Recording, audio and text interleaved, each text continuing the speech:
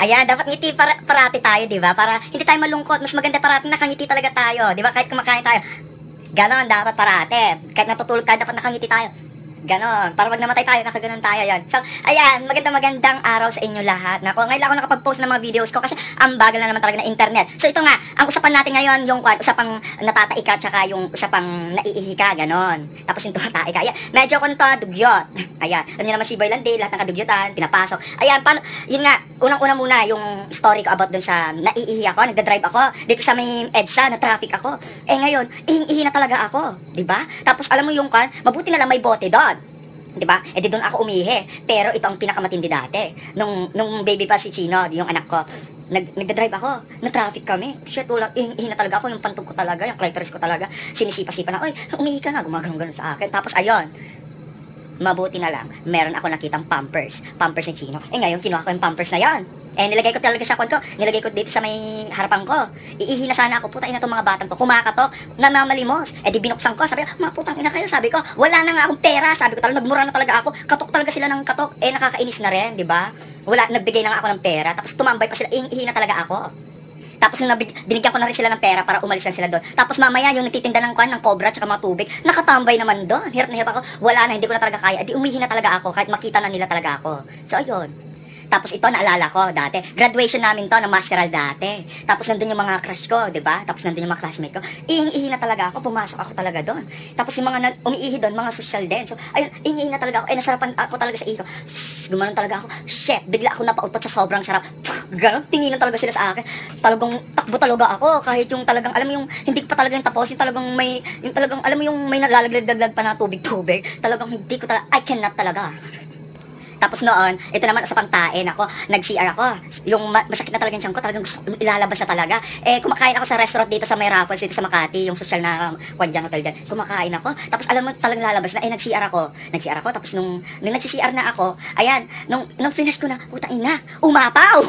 Umapaw talaga. Hindi ko talaga alam gagawin ko. Alam mo yung nagkaroon ako ng mini heart attack talaga na, hala, sabi ko, paano to? Sabi ko talaga. As in talagang, ang tagal ko talaga sa loob, tapos kumakatok pa talaga yung mga putang inang mga yon. Gumaganon pa talaga. Wait lang, sabi ko, talagang hindi ko talaga alam gagawin ko. Hinihintay ko talagang bumaba. Nung bumaba ba, tapos ipla-flash ko naman. Syempre may mga katas-katas pa, ipla-flash ko. Tumaas na naman, putang ina, sabi ko talaga. Hindi ko talaga alam kung anong gagawin ko.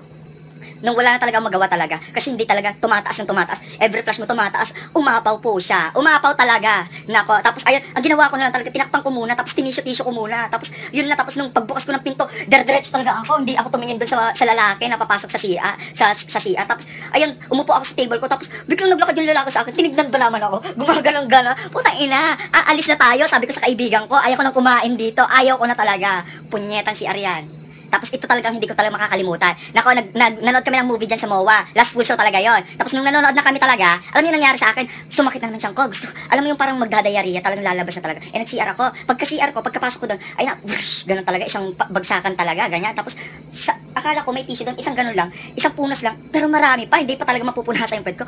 Walang tissue, hindi ko talaga alam gagawin ko. Nagkalkal ako sa kwan.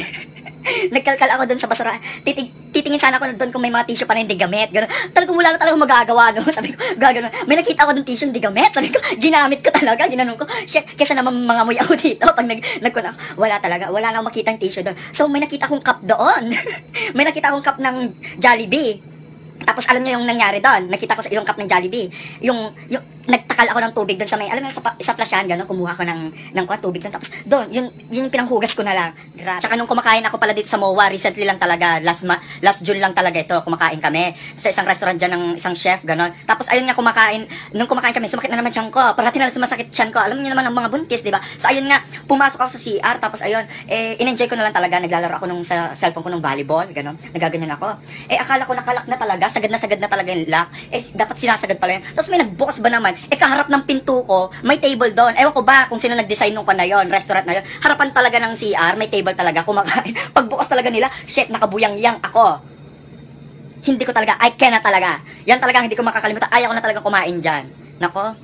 Pero bibigyan ko kayo ng mga tips ha, kung paano talaga yung para hindi, pag mag-CR ka sa mga public o kaya mga social na mga restaurant, ganito gagawin ninyo para hindi nakakahiya, diba? Ayan, para ate kayo magbaon ng tissue, mga ganyan, o kaya mga wipes, mga ganyan. Pero ganito ang pagtae ng mga social, ganito. Kapag kuka na kayo, diba, pag CR na kayo, naka-ready, nakapindot kayo sa may flash, dapat, gaganyan kayo. Tapos, isasabay ninyo yung paghulog ng tae ninyo, yung isang buga lang, blug, ganon, tapos flash, ganon, ganon, di ba, hindi na maririnig, di ba? Kasi tayo, ayaw natin naririnig talaga yung tae natin. Kasi, alam mo ba, nung kuman ako, nung nag-CR ako, di ba? Nagkun ako, antag dito, nag-CR ako, tapos biglang may pumasok. Pag ano, brrr, tapos biglang bumaho, ganyan. May mga okray na mabakla. Ano ba yan? Ang baho naman! Maputang inang mga to. Tahimik talaga ang lola niya. Hindi ako talaga nagsasalita. Pero naiinis na talaga ako, di ba? As in, ng okray talaga. Sabi, ang baho, gumaganon talaga, maputang ina. Gusto ko na talaga lumabas sa kanila, pero gano'n. Pero, bibigyan ko kayo ng kanden, magdala kayo ng pabango, ganyan kayo. Ganyan. Yan, magpabango kayo talaga, para parating, pag may naamin na spray, dapat gano'n. Para magbango. Yan. Tapos, minsan, magdala din kayo ng sounds, di ba? Para, di ba, ayaw talaga nating naririnig ang kain natin. Yan ang mga Pinoy, di ba? So, mag-sounds kayo, ganyan. Okay, gumaganon-ganon dapat talaga kayo. Dati, antag dito, nung nag-CR ako, di ba? Amoy na amoy nila yung tae ko. Tapos alam mo yung nagtatas ako ng paa na talaga para sabihin nilang walang tao, ganon. Tapos nung sinisilip-silip ko pa sa taas kung may tao o wala, para kung lalabas na ako, kung pwede na ako lumabas, 'di ba? Kasi ang hirap kasi lumabas, tapos alam nila na ikaw lang tumatae doon, tapos amoy na amoy nila ako. Kaya titignan mo muna, mag-surveillance ka muna talaga doon bago ka lumabas. Ganon na ganon. Tapos dati kasi may asawa ako.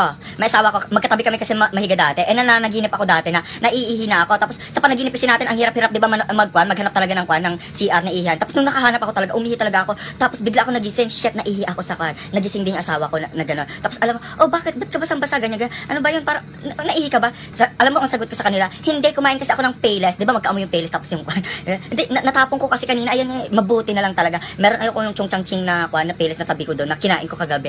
Amoy ko din naman pala, ihe. So, ayun, naalala ko lang. Pero, memories na lang yun. Kinalimutan ko na. Gusto ko nga kalbuhin yung asawa ko yun.